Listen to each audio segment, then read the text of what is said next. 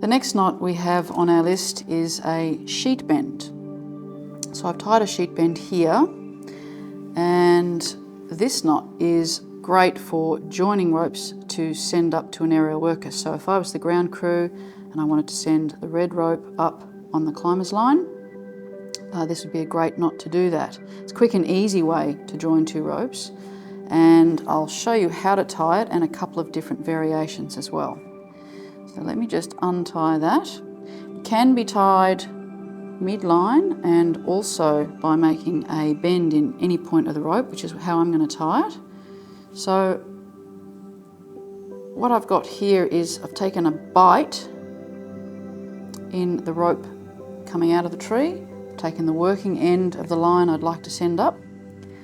So to tie this knot, I'll come up through that bite with the working end, come around the back of the bite, capture that, and then I'll take the working end back underneath the standing part of my rope.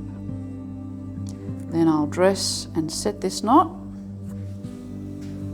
You can see that as I set this, it actually tightens down on this tail here, which means as the climber or the aerial worker takes that rope up into the canopy, there's pressure here and this tail is captured really nicely.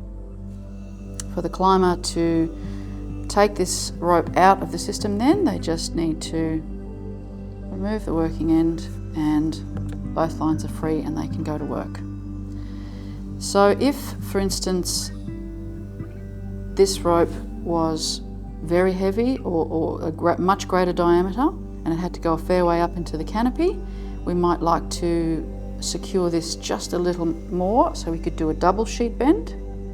I'll show you how to tie that. You start off tying your standard sheet bend, tuck the working end through underneath there, standard sheet bend there, and we can just take another turn around the bite of the smaller diameter rope there and pop the working end through the same area, and we've basically got a little bit more cinching down here, a little bit more security of that tail, so as it goes up we're a little bit happier about that not coming undone. Nice long tail here as well.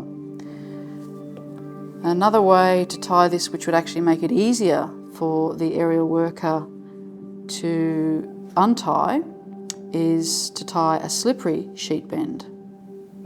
So it's quicker and easier for the aerial worker. So the ground crew would start off to tie a normal sheet bend, standard sheet bend, but rather than taking the working end through here and tucking it under, we'll just take a bite instead. It's a bite, and we'll pop that through. And as we dress and set this knot, we end up with a slippery sheet bend. The good thing about this is, if this was a heavy rigging line and this was loaded quite heavily, it does make it quite a bit easier for the climber to just slip that bite out, which makes it a lot better to move forward quickly. One of the important things about this knot, in terms of it being used to join ropes, is that it's not to be used for life support or for rigging. It's just for joining the two ropes together. And just one last way that you might find useful of using this knot at work is to take a bite in the line from the ground and just tying a normal sheet bend, just using the bite instead of just the working end. And again, it's just a little bit more secure.